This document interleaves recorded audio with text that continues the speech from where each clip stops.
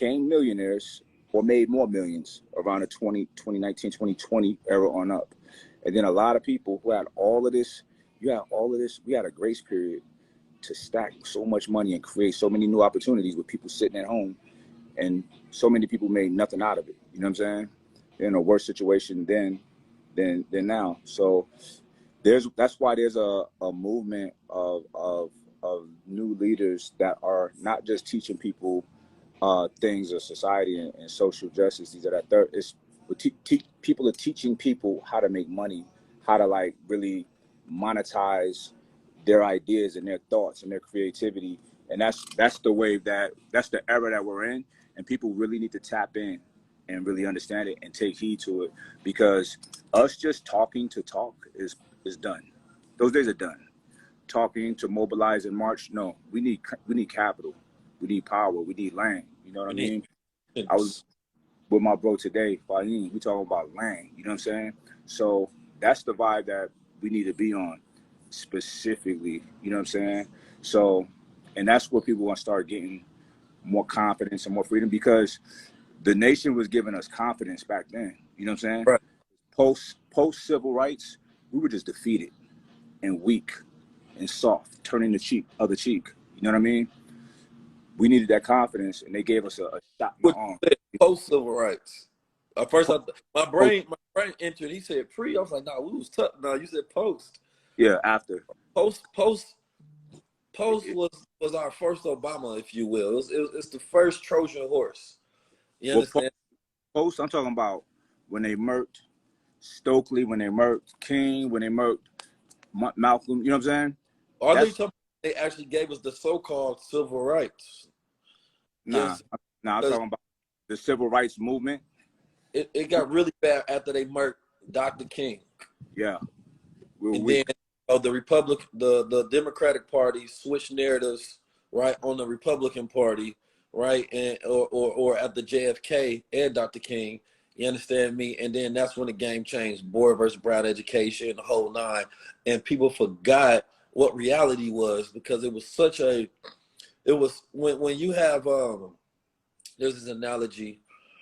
I forgot, I was listening to somebody talking about, that Mormons use. This Mormon preacher said that people come in there and they have this shelf where there's so many that eventually there's inconsistencies that happen during their belief system, and what happens is they put them on a shelf. Though I'll deal with that later. I'll maybe not get it. I'll deal with that later.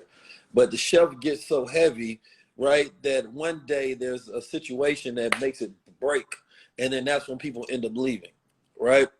It's the same thing with reality, right? It gets to a shelf where you're dealing with the world as it is, and then there's certain disruptions that happen, and then you drop all of the things that you follow. Black people got to that shelf during the civil rights era, right, where we were dealing with so much, but when you give a little bit, you feel like this is the save all. This is the cure to all of it, right? And it made us forget all of those other things that came along with it.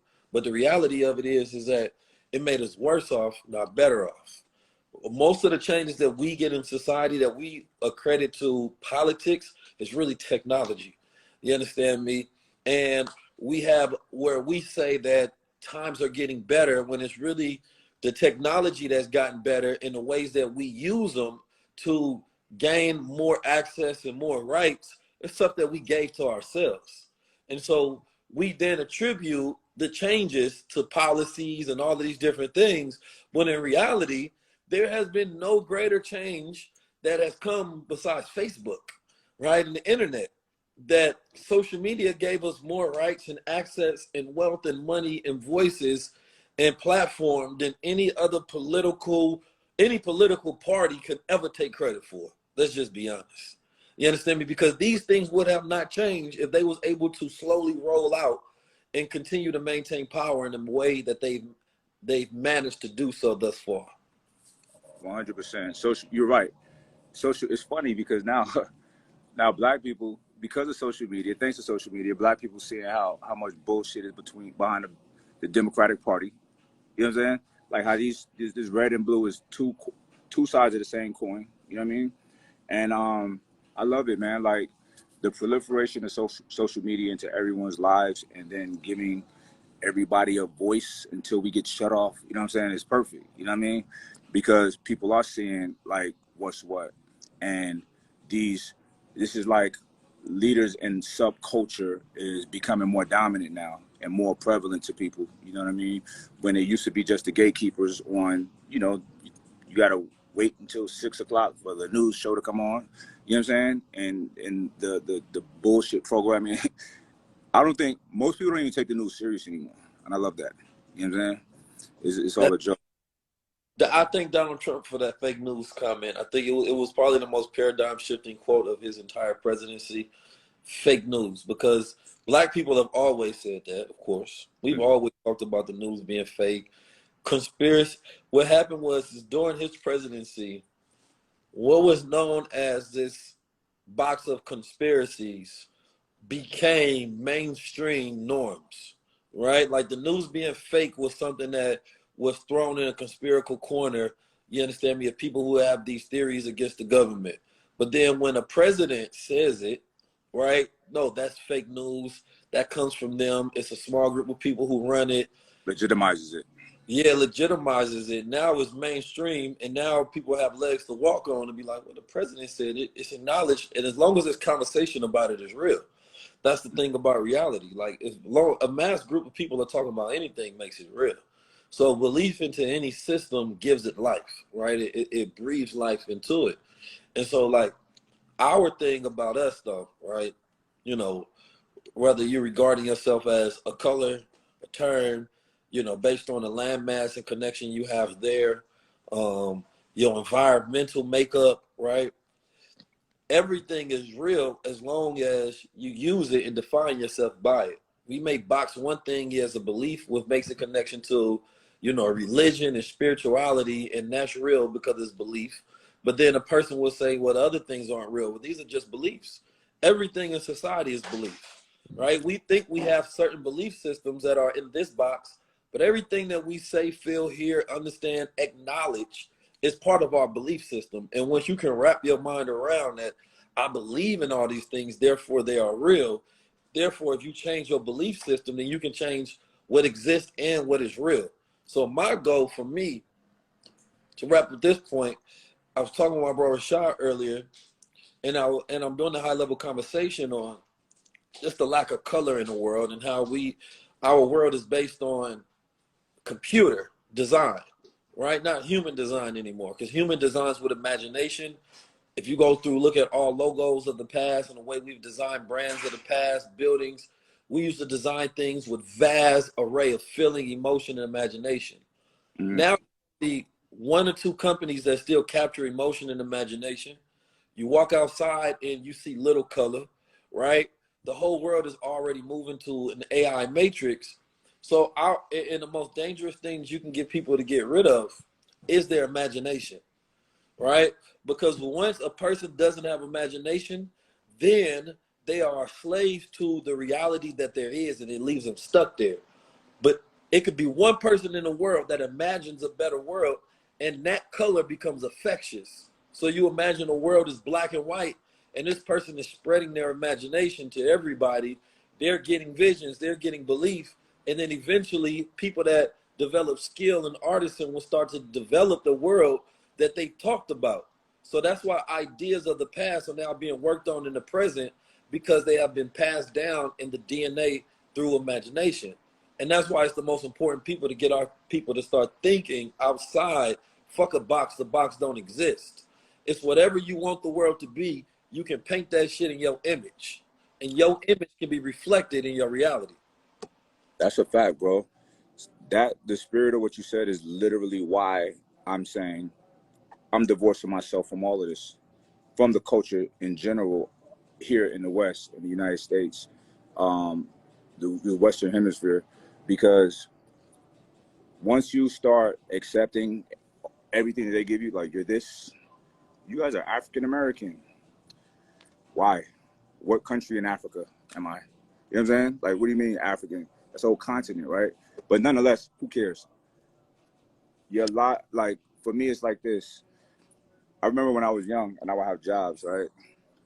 I got fired from every job because I'm not an asshole, but if I don't respect who's supposed to be subordinate, Yeah. I can't respect them. I'm gonna challenge them. I'm gonna ask questions. If it don't make sense, I'm gonna divorce myself from whatever your rules are. You know, and here it is. We live in a world where, you know, people are literally giving away their power, right, to quote unquote the government, like this power, as if it's this powerful entity, right? You have this group called the Census Bureau who literally change. They say there's a thing called race, and people are particular races, and they literally change it every so often. You know what I mean? Here, 2020 was the most recent change, and the most egregious change. It said that now here in the United States, Middle Easterns and Northern Africans are white. It's like, come on, guys. Like, this is getting out of hand now. You know what I'm saying? So I don't respect your guidance. I don't respect your logic. So I'm divorcing myself from it. I'm Yeah. separating. I mean, you know, we talked about this the other day. It makes sense, of course, if you're not producing that many people, then you need to add more people to your team. You know what I'm saying? Right. A team, right? You know Because what they know, bro? What they're doing is not working. What they're doing is the equivalent of people who get on Instagram and buy followers. It looked like they got a yeah, million, that's what they do. They buying followers. but you can't. Those people are not real. They can't buy your products or services. So what are you doing it for? It's just for the optical, right? And it's silly because that's literally the game that this government is playing here. You know what I mean? That's a You fact. literally made people from the continent of Africa, they're white now. That's crazy. You That's what literally, you got to get people on your team. Like, bro, you know you on my team. Like, don't ever think you on their team. That's crazy. Because I ain't gonna lie, we got the coolest team when you think about it. So they got to go and heavy recruit. right, Like, look at black schools. Black schools are getting these D1 athletes, right, that want to come over there. And these schools are like, yo, how the fuck do y'all not want to come over here to our team? We never wanted to be there over there in the first place, right? Number one, we were sold and told that this is the best thing that we had to do, and we weren't given the option to choose in the first place. right, But given a choice, we would take less from our own people than more from y'all to be around people who look like us that make us more comfortable, because then what we do will also be spiritually fulfilling, right? And that changes the game. Because that's half the wealth right there. This is one thing people don't factor in. When you are not spiritually fulfilled, a lot of the money you got will be spent to spiritually fulfill yourself. So if the experience already has that inherited in it, then that is an aspect of wealth to where you don't have to spend money on. So the black experience at these colleges for these black students, it does come, you're not putting a monetary figure on it, but what they're going to have to spend, right, from not having that experience, they're going to have to spend a lot more than you can offer. You understand me? So you basically saying, well, we can't offer you the black experience. We throw an extra 300,000. Then that student end up having to spend 400,000 to try to get what's been deprived of them and what's missing. Instead, nah, the experience over here is actually priceless to me. How about I just go there? I want to feel happier about every single thing that I do. I want to love every moment, and I'm actually probably going to do it longer because I'm going to be less drained by the end of my run. You understand me? So these are things that we have subconsciously factored into our decision making, and that's why it's unfuckwittable when you're trying to compete with us curating experiences for ourselves versus choosing people who don't look like us to offer us deals. right. Oh, The paradigm have been shifted. it, and it's happening more and more. And I'm excited about it. It's going to be a lot of it's still going to be a lot of pain during this process, you know, but what's in motion can't be stopped now. You know what I mean? Just like Pac said, like the roads that go from concrete, like you can pour all the concrete you want, but a piece of grass will still crack through it. The original state of nature and existence always reigns dominance. It may take a minute to crack through, but it comes back. You know what I'm saying?